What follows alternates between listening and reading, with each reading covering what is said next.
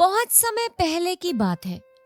एक छोटे से गांव में कोजी नाम का एक लड़का रहता था। कोजी बचपन से बहुत ही जिज्ञासु था। उसे दुनिया की हर चीज के पीछे का कारण जानने की उत्सुकता रहती थी। वो जानना चाहता था कि जीवन का असली अर्थ क्या है, शांति और सच्चा सुख कैसे पाया जा सकता है। एक दिन उसने सुना कि गांव की सबसे ऊंची पहाड़ी के ऊपर एक ज़ेन गुरु रहते हैं जो बहुत ज्ञानी और बुद्धिमान है। ऐसा कहा जाता था कि जो भी उनके पास जाता वो जीवन का सबसे बड़ा रहस्य समझ जाता। कोजी का मन उत्साह से भर गया। उसने ठान लिया कि वो ज़ेन गुरु से मिलकर जीवन का रहस्य समझेगा। अगली सुबह कोजी ने अपनी यात्रा शुरू की। पहाड़ी ऊंची और रास्ता कठिन था, लेकिन उसके अंदर की जिज्ञासा ने उसे आगे बढ़ने की ताकत दी। कई घंटों की चढ़ाई के बाद वो ज़ेन मंदिर पहुंचा जहां गुरु ध्यान में बैठे थे। कोजी उनके पास गया और उत्सुकता से पूछता है, गुरुदेव, मुझे आंतरिक शांति और ज्ञान कैसे मिलेगा? गुरु ने धीरे से आंखें खोली और मुस्कुराए। 10 साल लगेंगे। कोजी थोड़ा हैरान हुआ। उसने सोचा कि अगर वो और मेहनत करे तो क्या जल्दी सीख सकता है। कोजी ने फिर से पूछा, गुरुदेव, अगर मैं और भी अधिक मेहनत करूं, दिन रात अभ्यास करूं, तब कितने साल लगेंगे?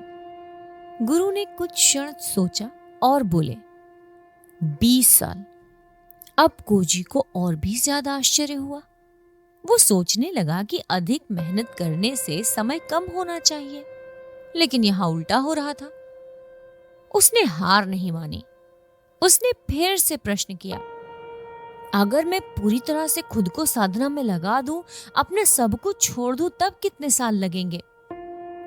गुरु ने कोजी की आंखों में देखा और बोले, 30 साल। अब कोजी पूरी तरह से उलझन में था। उसने निराशा से कहा, गुरुदेव, मैं समझ नहीं पा रहा हूं। मैं जितना अधिक मेहनत करने का वचन देता हूं उतना ही समय बढ़ता जा रहा है। ऐसा क्यों?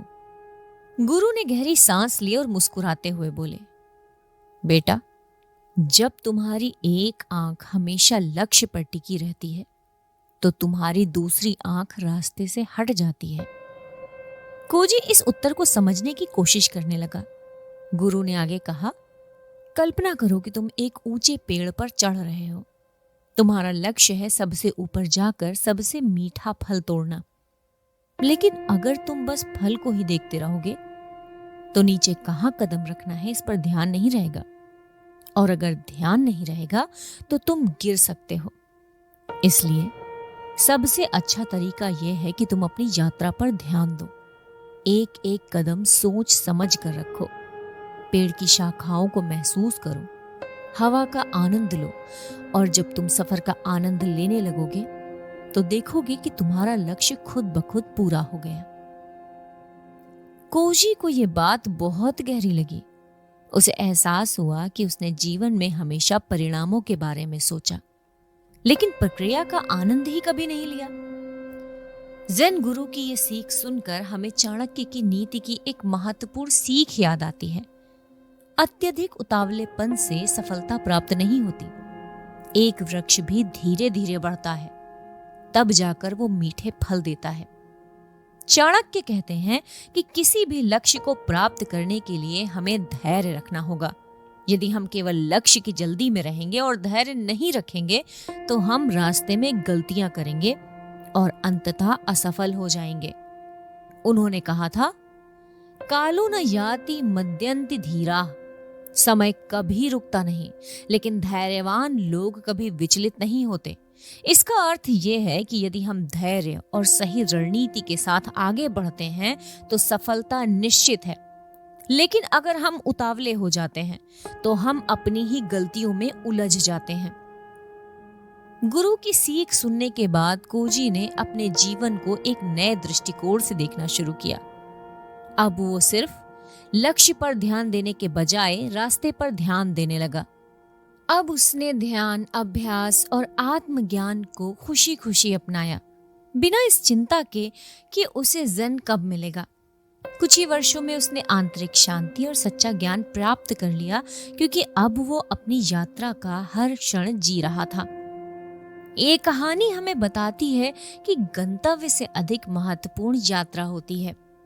दोस्तों, जिंदगी में कोई भी काम आए, अगर आप अत्यधिक उतावलापन दिखाएंगे तो हमेशा अपने लक्ष्य से दूर हो जाएंगे, क्योंकि हर चीज, हर सफलता धैर्य मांगती है और समय मांगती है।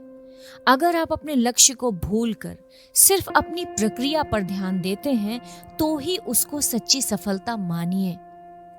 और चाणक्य भी कहते हैं कि जल्दबाजी करने वाला व्यक्ति गलतियां करता है, जबकि धैर्यवान व्यक्ति सफलता तक पहुंचता है।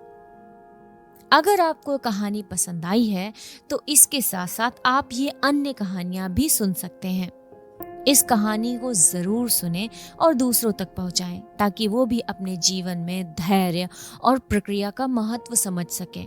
और हमेशा याद रखिएगा, अगर आप सिर्फ मंजिल को देखते रहेंगे तो रास्ते के खूबसूरत नज़ारे कभी नहीं देख पाएंगे। मिलते हैं आपसे हम अगली कहानी में।